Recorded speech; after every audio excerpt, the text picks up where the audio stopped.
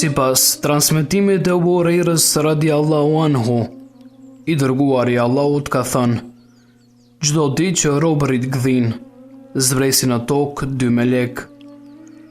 Njëri prej këtyre thot: Zoti im, ati që harxhon pasurinë e tij në rrugë të mirë, i jepi të re në vend të pasurisë që ka harxhuar.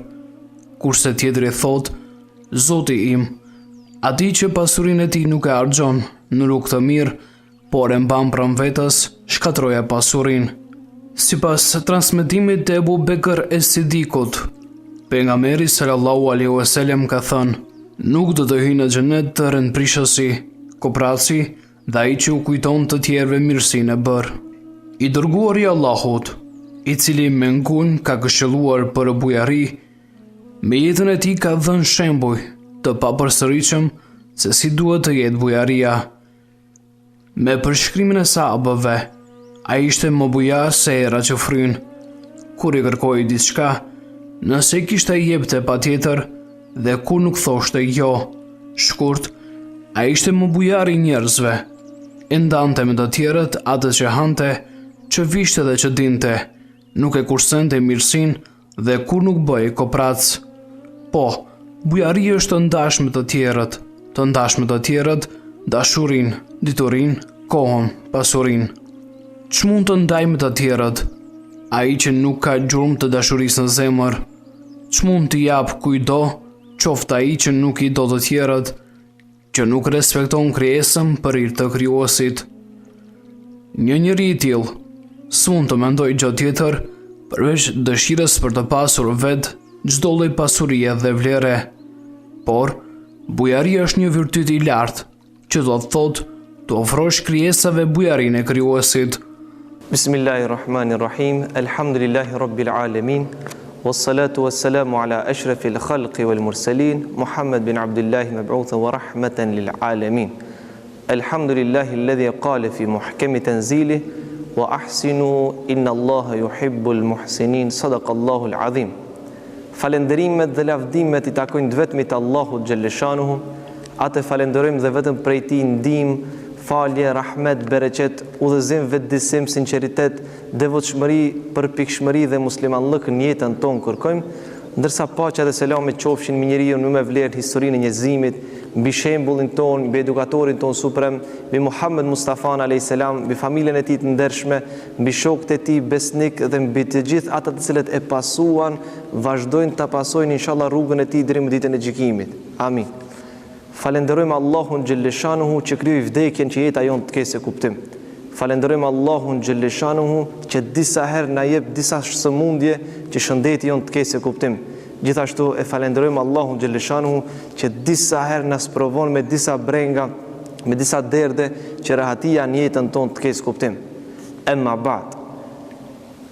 Ne si musliman duhet të jemi të vetëdijshëm se qëllimi i ardhes në këtë botë është përgatitja për ahiret. Dhe mënyra e përgatitjes për ahiret, Allahu xhelleshanuhu na jep shumë mësime kuranore, për edhe profeti Muhammed alayhis salam na jep shumë mesazhe profetike se si ne si musliman duhet ta menaxhojmë jetën tonë islame dhe jetën tonë njerëzore. Ne gjithë jemi të vetëdijshëm se Allahu xhelleshanuhu natyrën e melekëve e krijoi në natyrën e së mirës, natyrën e shejtanëve dhe xhinëve e krijoi në natyrën e së keqes. Ndërsa natyrën e krijesës njeri Allahu xhelleshanuhu e la të lirë dhe të veprojë dhe ai me vetdijen e tij apo me logjikën cilën Allahu xhelleshanuhu e dalloi mes qindra dhe mijëra krijesave të tjera, krijesa njeri me dallimin e tij të cilën e ka logjikën duhet ta bëjë dallimin e veprave gjatë jetës së tij se a do të përzgjedh veprimin e veprave të mira apo do të përzgjedh veprimin e veprave të këqija. Për atë Allahu xhelleshanuhu e dalloi krijesën njeri mes qindra dhe mijëra krijesave të tjera, mirë po të njëjtën kohë i ashtoi edhe përgjegjësinë krijesës njeri, nga se ka logjikën e cila më atë do të mendon edhe do të vepron gjatë jetës së tij. Për atë ajetin kuranor të cilën e lexuam më herët, Allahu xhelleshanuhu thot: "Wa ahsinu inna Allaha yuhibbul muhsinin." Bëni vepra të mira, bëni bamirësi, nga se me të vërtet Allahu xhelleshanuhu i don bamirësit. El ihsan, shprehja el ihsan në gjuhën shqipe do të thot bamirësi. Bamirësia është vepra më e lartë që krijesa e njeriu mund ta dëshmon fuqinë e tij imanore dhe të njëjtën kohë mund ta dëshmon plotësimin apo kristalizimin e tij njerëzor dhe imanor që e bën gjatë jetës së tij.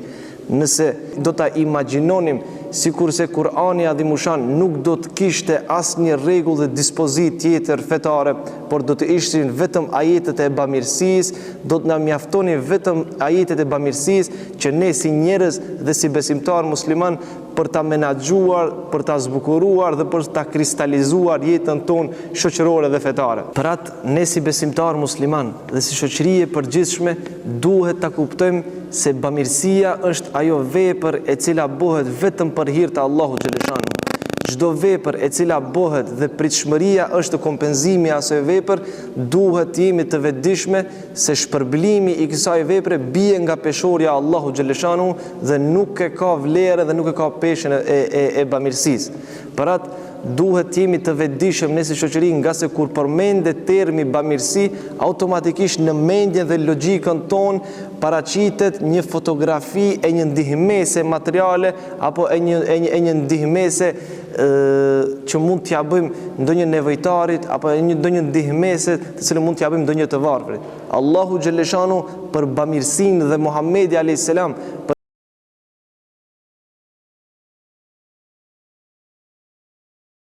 bamirësi